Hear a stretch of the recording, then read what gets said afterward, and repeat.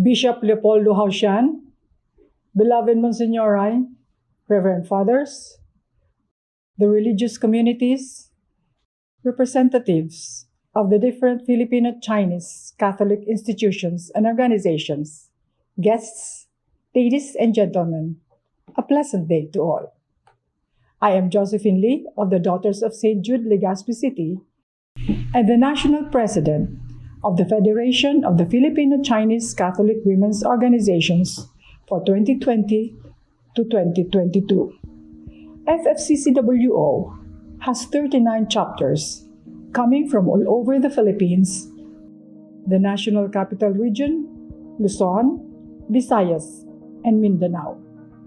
The ages of our members range as follows: 12% above the age 75, 65% above 60, and 23% are non-senior members. But age is just numbers.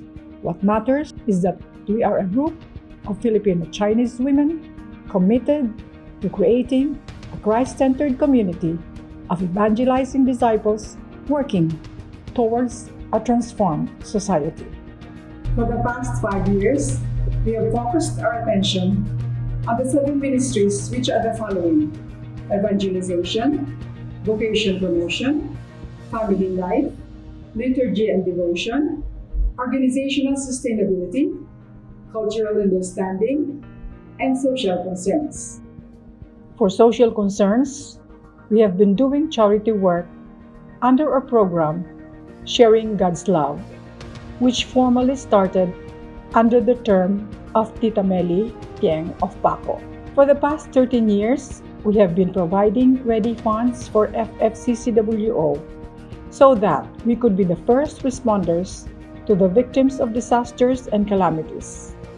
For this term, we have raised and released 3.5 million when the series of typhoons hit the Bicol region, Cagayan, and Manila. At the aftermath of Tisoy, Role, and Quinta, many lives were lost. Crops and fields were ravaged. Torrential rains and harsh winds destroyed properties and unroofed houses, schools, commercial buildings, without sparing even the churches and convents, such as those in Virac and Tabaco. To these churches, we have extended our financial assistance. We were also present in terms of providing staple foods to the victims of the floods in Marikina.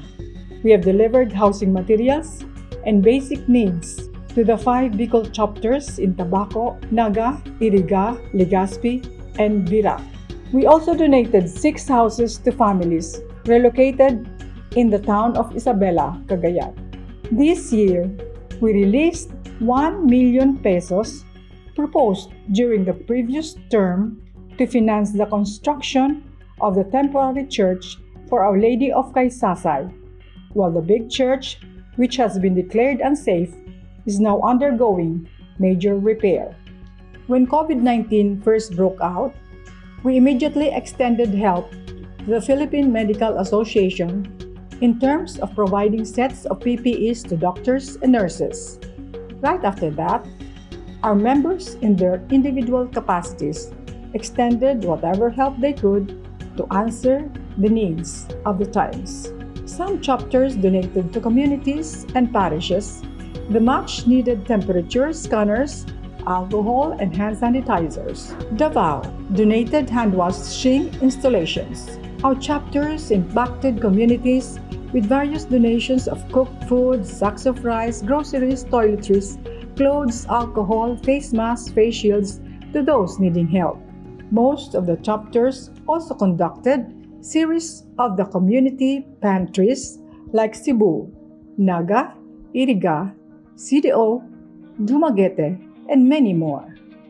In collaboration with the government, Tagum and Surigao, to mention a few, took initiatives towards vaccination campaigns to encourage and assist Filipino-Chinese communities to avail of the vaccines.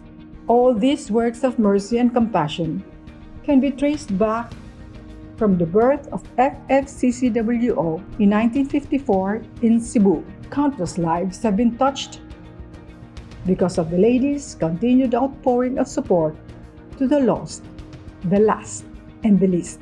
While dealing with mobility restrictions, we know that we have to pursue our mission no matter what. Thus, we resorted to online communications.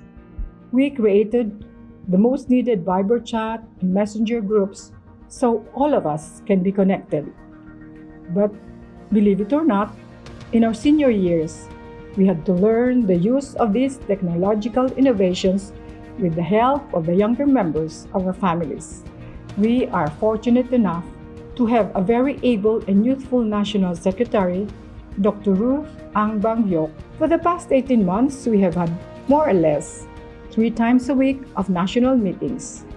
Every month, we invited speakers to cover topics concerning all the 7 ministries. Here on the screen are the placard invites to these meetings and reportings. Keeping our members updated and informed of the Federation's happenings, we were able to achieve organizational sustainability. I would like to personally commend the members of the National Board who have been serving as ministry heads for their enthusiasm, sincere support, and persistence in pursuing the projects amidst this pandemic. My heartfelt gratitude goes to all of you. But despite these unprecedented times, we are happy to announce that we will have our 21st National Convention and actually the first virtual convention on the first weekend of March 2022 to be hosted by Iloilo Chapter under the leadership of COP Luisa Nang. On top of these meetings, we have attended Zoom masses to celebrate special occasions like Christmas, Chinese New Year, the Moon Festival, and the ancestral venerations on the national level. The Ministry on Cultural Understanding reports that this year, some of the chapters held Chinese New Year masses and ancestral venerations in their parishes. As for the regular monthly Chinese masses, they were understandably put on hold. For liturgy and devotion, families have adapted to online masses, recitation of the family rosary, and observance of the Holy Week rites. Daily gospel readings, novenas, and devotional prayers were put on Viber messages among the members. To foster family life, families were encouraged to participate in home-based outreach projects and share household chores like cooking, baking, planting, and gardening. For evangelization, some of the chapters conducted Zoom catechesis to children. Some continued the 2000 Mary's devotion on first Saturdays. Legazpi chapter compiled prayers in one printed booklet for their members. Just recently, Zamboanga handed over to the Olympic medalist Heidelin Diaz a citation with a statue of a miraculous medal intended to be housed in her sports gym, which trains young weightlifting aspirants. Before I close, I would like to thank the members of the Federation for entrusting me this task.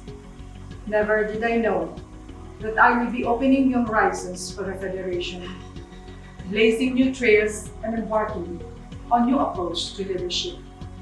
I thank the Council of Presidents, led by Chawana Go, for their advices. I would like to thank Father Ari for inviting me to share our Federation's activities. Thank you, Monsignor Bonglo, for your encouragement. To Bishop Paul Haushan for your time, understanding, and for the love to the Federation. For more than 2 decades now, finally, I thank the Lord for carrying me through this spiritual journey, through Mama Mary. To God be the glory.